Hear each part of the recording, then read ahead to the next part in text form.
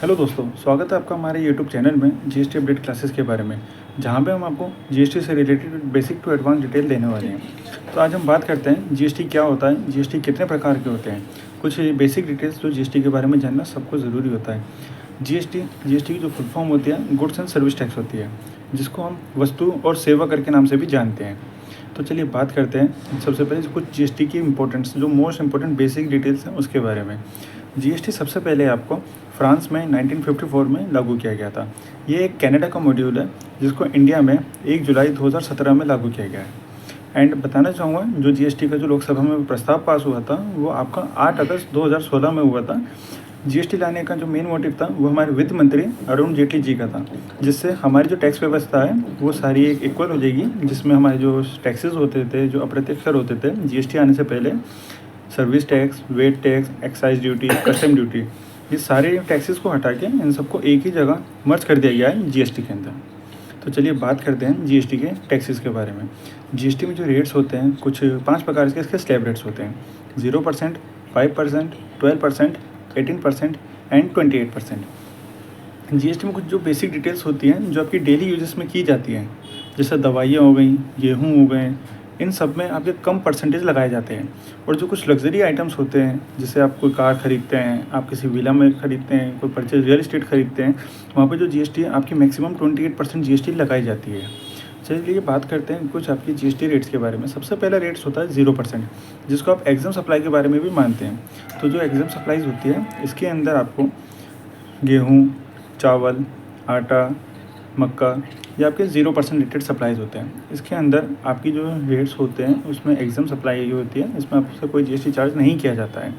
दूसरा होता है 5% जीएसटी, जैसे sugar, T, oil milk, milk powder, इसमें आपको 5% जीएसटी पे करना होता है। दूसरी जो होती हैं आपकी फिर 12% जीएसटी।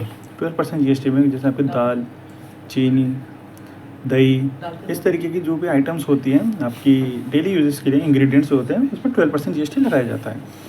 एंड आता है फिर आपका 18% education, school bags, shoes, dresses, इसमें जो आइटम्स आते हैं इंक्लूसिव आपके डेली एजुकेशन से रिलेटेड जो भी आइटम्स होते हैं मोस्टली, उसमें आपको 18% जीएसटी लगता है। एंड जैसा मैंने बताया था कि कुछ luxury items, villa, travelling and कुछ भी आप लग्जरी आइटम्स कोई भी परचेज़ करते हैं, इलेक्ट्रिकल्स हो या कोई भी आइटम्स हो, तो उस पर 28% जीएसटी लगाया जाता है। तो चलिए बात करते हैं कि इन जीएसटी आने से क्या हमें कुछ फ़ायदा है या नहीं है, या कोई नुकसान है, तो क्या क्या नुकसान है। जी हाँ, तो मैं बताना चाहूँगा जीएसटी आने से हमें फ़ायदा ये है कि जहाँ पे हम पहले सर्विस टैक्स में किसी एक आइटम्स पे 10% जीएसटी पे करते थे, तो वो सर्विस टैक्स में एक स्टेट से होते हुए, अदर स्टेट्स में 2-3 स्टेट से होते हुए वो आपका 35 to 40% तक जीएसटी वो सर्विस टैक्स आपका बन जाता था, जिसके ऊपर आपको 40% तक जीएसटी पे करना होता था।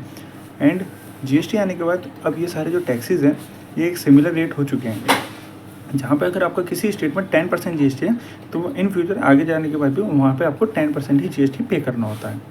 इससे आपकी जो क्लासेस होती हैं, जहाँ पे आप अलग अलग स्टेट्स में देखते होंगे, जैसे कि क्या नाम है, किसी स्टेट्स में कोई क्लासेस पे 12% जीएसटी लिया जा रहा था पहले, एंड अदर स्टेट्स में वहाँ 14.5% जीएसटी लिया जा रहा था।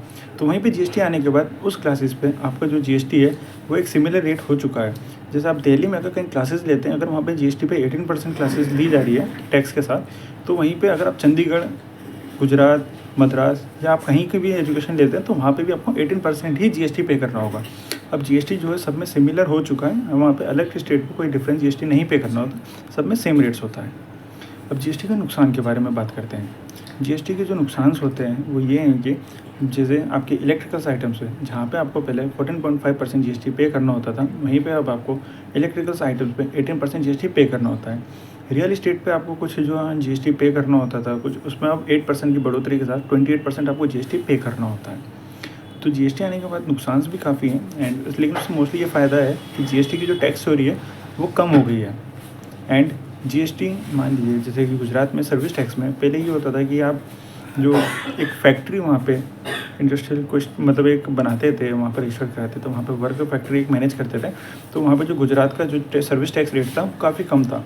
तो दिल्ली, नोएडा, यूपी, राजस्थान की जो मोस्टली जो कंपनीज थी सर्विस टैक्स में, एक फैक्ट्री वो वहाँ पे एक इंडस्ट्रियल बनाने के चक्कर में वो सारी गुजरात में ट्रांसफ़र हो गई थी, क्योंकि वहाँ का जो सर्विस टैक्स रेट था वो काफ़ी कम था। तो दिल्ली में इन सारी जो मोस्टली स्टेट्स थे वहाँ पर अनएम्प्लॉयमेंट काफ़ी कम हो गया था। तो जीएसटी आने के बाद जब सारे रेट सेम हो चुके हैं, तो अब हर स्टेट में लोगों ने अपनी अपनी एक छोटी सी इंडस्ट्रीज फैक्ट्री बनानी स्टार्ट कर दी है, तो जिससे एम्प्लॉयमेंट्स भी काफ़ी बढ़ने लगा है। तो अब बात करते हैं, चलिए रेट्स इनकी रिटर्न्स के बारे में। जीएसटी रिटर्न्स के बारे में बात करते हैं कि अगर आप कोई परचेज़ करते हैं, जो सेल्स करते हैं, तो उसको आप गवर्नमेंट को कैसे दिखाते हैं। तो चलिए सर बात करते हैं जीएसटीआर 1 के बारे में।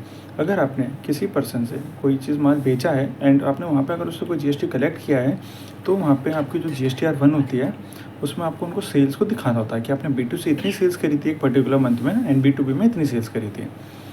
एंड सेकंड आता है जीएसटीआर 2A के बारे में, जिसको हम 2A कहते हैं परचेज रिटर्न्स।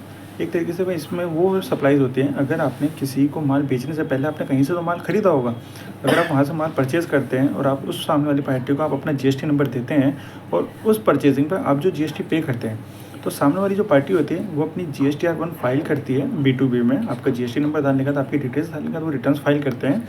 तो नेक्स्ट मंथ की जो रिटर्न्स फाइल होती है उसके मंथ्स की जो 14 डेट ऑफ मंथ होता है, तो उस डेट के बाद आपके 2A में शो होता है कि आपने इस पर्सन से इतने का आइटम खरीदा था एंड इतना आपने जीएसटी पे किया था।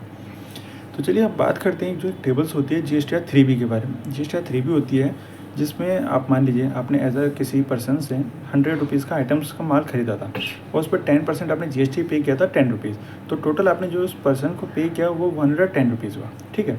अब दूसरी चीज़, आपने उसी आइटम को सामने वाले पर्सन को 165 रुपीज़ में माल बेचा, जिसमें आपकी जो गुड्स ऑफ वैल्यू थी वो 150 थी एंड उसमें आपने 10% जीएसटी मतलब 15 रुपीज़ प्लस लगा के 165 में आपने उस आइटम को बेचा।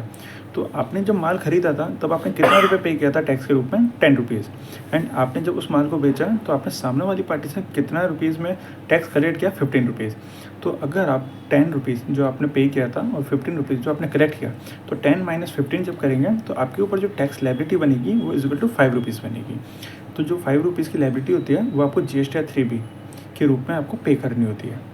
तो ये काफ़ी इंपॉर्टेंट डिटेल्स हैं, कुछ बेसिक डिटेल्स के बारे हैं जब एक एज अ नॉर्मली अकाउंटेंट को या एज अ पर्सन को ये जानना बहुत ज़रूरी होता है कि जीएसटी क्या होती हैं, किन चीज़ें होती हैं, तो ये कहाँ कैसे दिखाया जाता है, तो इसके बारे में जानना काफ़ी ज़रूरी है। तो इसको आप सेव कीजिए और लोगों के साथ शेयर कीजिए, और अगर कोई डिटेल्स आपकी कोई क्वायरी होती है तो आप कमेंट सेक्शन में हमें भेज सकते हैं, जिसको हम जल्द से जल्द आपको उसका रिप्लाई सॉल्व करेंगे। एंड बाकी डिटेल्स जानने के लिए आप हमारे YouTube channel GST update classes को भी फॉलो कर सकते हैं। Thank you.